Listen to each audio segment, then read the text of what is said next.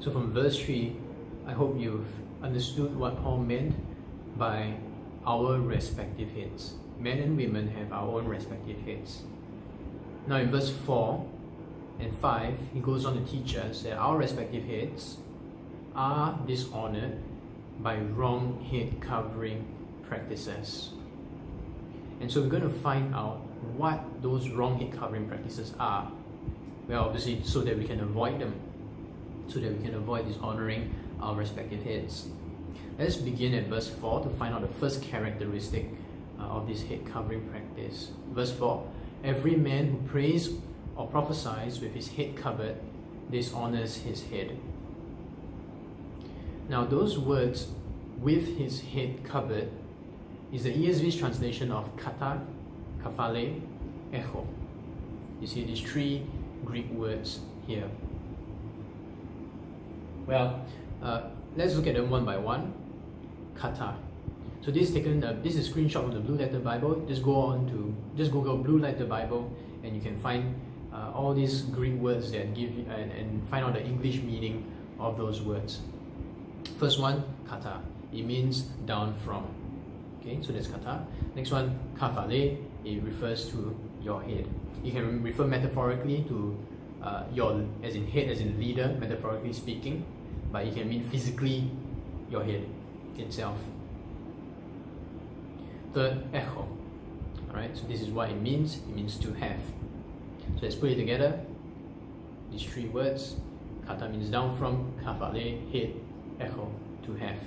Okay, and once you put it together and you adjust the Greek to fit the English sentence structure, the more literal verse 4 reads, every man who prays or prophesies, having down from the head, dishonors his head. The word something in the bracket added in is just supplying an implied idea. There's no Greek word to be translated called something, but to smoothen out the sentence, since the idea is there, we just insert this in, something. Okay, from this we learn the first characteristic about what it means to cover. Right? To cover is to have something down from your head.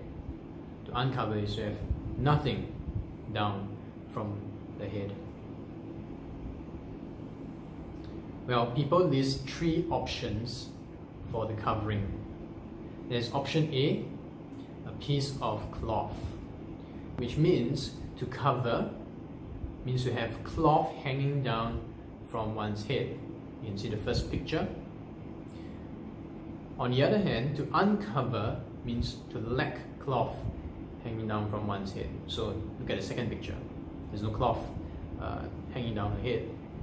This is option A, it's a piece of cloth versus no cloth. Option B, long hair versus short hair. So to cover means just to have long hair hanging down the head. To be uncovered means to have no long hair. That is, you have either short hair like that or bald. That means uncovered under option B. Under option C, cover is between bound up or unbound hair. What do I mean? Cover means to bind up your hair or pile up your hair. You see just this picture, takes the hair and then ties it up on top or just behind. But the thing is, the hair has been tied up. Okay, that's cover under option C. And on option C, uncover would be, instead of tying up, binding it up, piling it up, whatever you want to call it, instead of that, you unbind it or you loosen it. Okay, so whatever is on top now, you let it go and then it falls back, and then you have your long hair flowing down your head. So that's option C's uncover.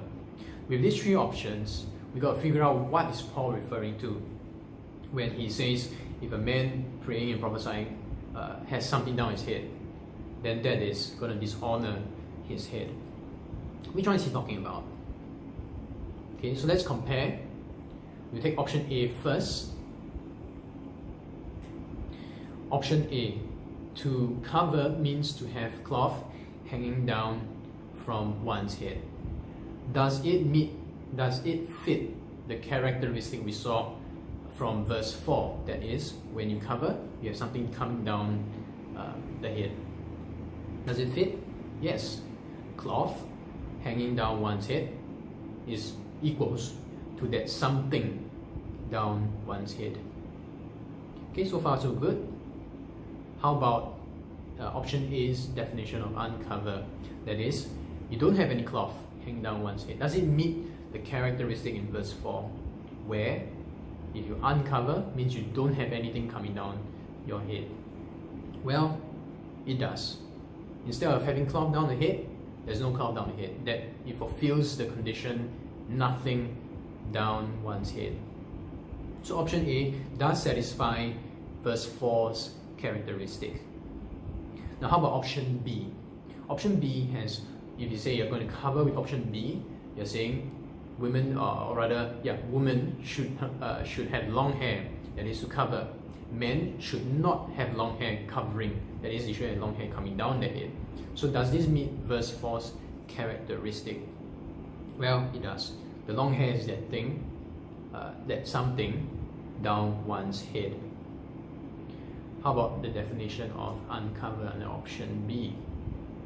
Uncover means, under option B, that you don't have long hair, you have short hair, or you're bald, and so there's no hair coming down the head. Does that mean the characteristic of verse 4? Nothing down the head. Well, it does. There's no long hair coming down, and so that's the option B's way of saying nothing is coming down one's head. So option B and option A meet the characteristic of verse 4 so far. How about option C? Option C, where you bind up or pile up your hair, that's what option C thinks covering means. Well, does it meet the characteristic of verse 4, where if you cover, it is having something down your head? Well, does it meet? Well, obviously not, right? Excuse me. Binding or piling up your head on top of the head is the exact opposite of having something down from one's head. In other words, what should be down is now up. You bind it up. How is that something down your head? Okay, so there's a problem there. How about option C's uncover definition? Does it meet the characteristic of verse 4, which says if you uncover means you have nothing down the head? How about option C? Option C says to uncover is to loosen that bun and then let it go so that the hair falls back. So you can see the lady there, her hair is just all the way down. Now, to meet the characteristic of verse 4, it's supposed to have nothing down the head. But previously she had it up the bun, now she just releases it. That's the total opposite, that's the exact opposite. What should not be down is now down. And so option C contradicts verse 4 on both counts. Therefore, option C is ruled out. We are left with option A and option B. So it's either when Paul talks about I want men not to cover, he's saying, men, do not put on this cloth and let it hang down your head when you pray or prophesy. Okay, that's option A. For option B, Paul is saying, men, do not have long hair coming down your head when you pray or prophesy. So we got to figure out which one is Paul referring to. In verse 4 alone, option A and B make sense still. We go on to verse 5 and we start to see it narrow down a bit more.